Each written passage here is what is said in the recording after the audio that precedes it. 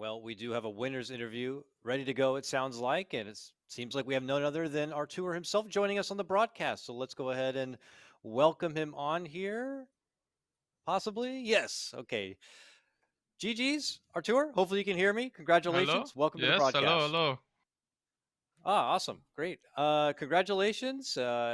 It's a big win against 2 base to 2-0. So I'm curious, obviously a lot of familiar players I'm sure you're in the pubs with every night. Do you offer a based take on this 2-0 win over them? Uh, I think everything went as expected for us. Nothing out of the ordinary. That's my base take. Very based indeed, sir. I guess just to kind of talk up a bit, obviously 2 base is a team that came from Division Two. Maybe kind of people would label them as a pub stack, but they're kind of rising up a bit, being there neck and neck with Four Zoomers. Can you tell us at all any of your insight to your counterpart in Boris? He's still shrouded in a bit of mystery. I've yet to even see him on camera. All we know is he has fantastic hair and he can play good Dota. What is your opinion on him as a core player rising up? To be honest, out of all the like carry players in NA, I don't know much about him because I'm not too sure if he has a lot of Smurfs he plays pubs on or if he doesn't play ranked that much, but I never see him in pubs. And I don't know like what Smurf he plays on or whatever exactly, so I mean, but he looks like very solid. I think he drafts for them too, so he's kind of their captain, which is really a hard task for a carry player. So I have nothing but respect for the guy. Nice. Appreciate the bit of insight there. Of course, still have Jenkins and Suns fan here who would like to ask a couple of questions. So why don't we start with Jenkins? I gotta ask about the Nature's Prophet hero. I heard from Owie that you really think that this hero is a good carry in this patch, and I'm wondering why on this patch does Nature seem like a good carry compared to the last one where he wasn't really picked all that much as a carry? Well, initially, even last season, I thought the hero was very strong. Um, mostly my heroes and like what I decide to play depend on kind of what the enemy picks. And more often than not, last season or last patch, it felt more difficult to pick it. Um, this patch, I just have the same mindset. If it looks like a good Furion game, if I can take towers, if I can do what I need to do on Furion, um, I just ask for it, and it looked like a really good game for Furion.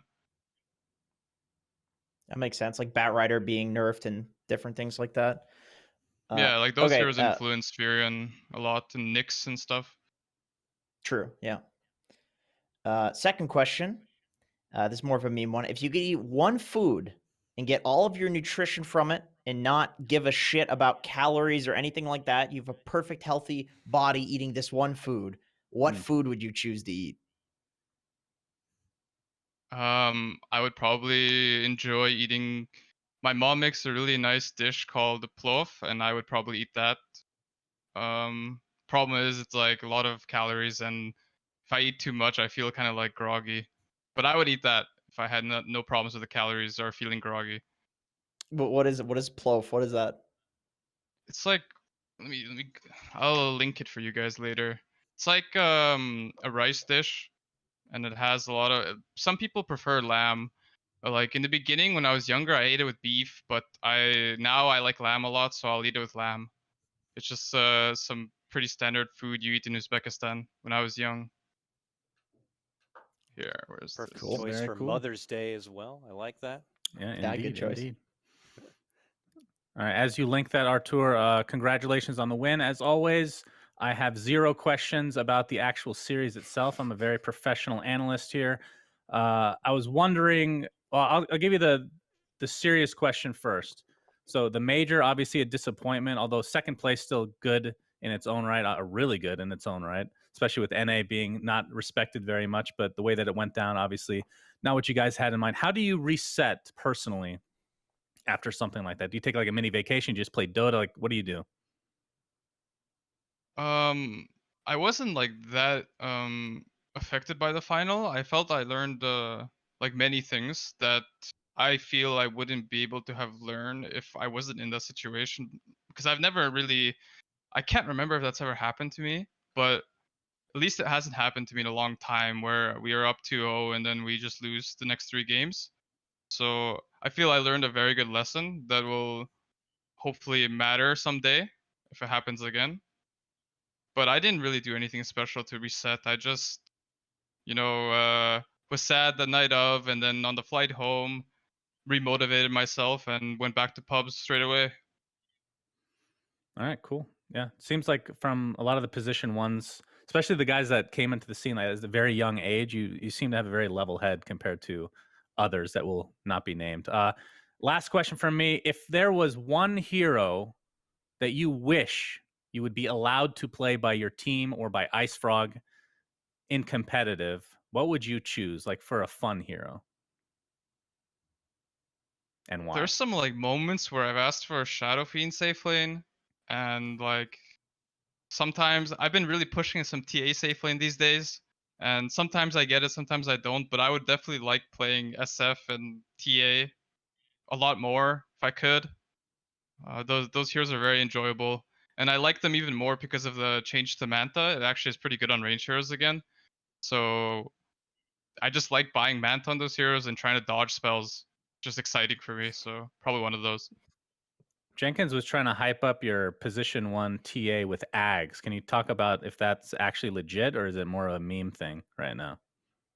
No, absolutely. I think it is good. It's just like it's very difficult to consistently draft the hero, Um, and there's a lot of variation of item builds you can go on the hero.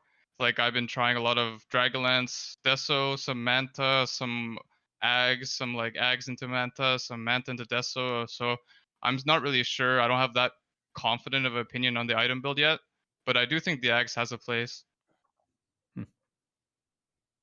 All right, Good to know Arteezy, I do Jenkins is want not to. full of bullshit. That's great. Not, Yeah, not today. we at were hoping least. to see the safe lane TA. That would have been hype for sure. Before I let you go, just one. I don't know if you've been watching much of the other regions at all. It looks like in Europe things have certainly kind of lopsided a bit. I mean, there's a world where Secret get relegated on where they're going. OG are rising back up.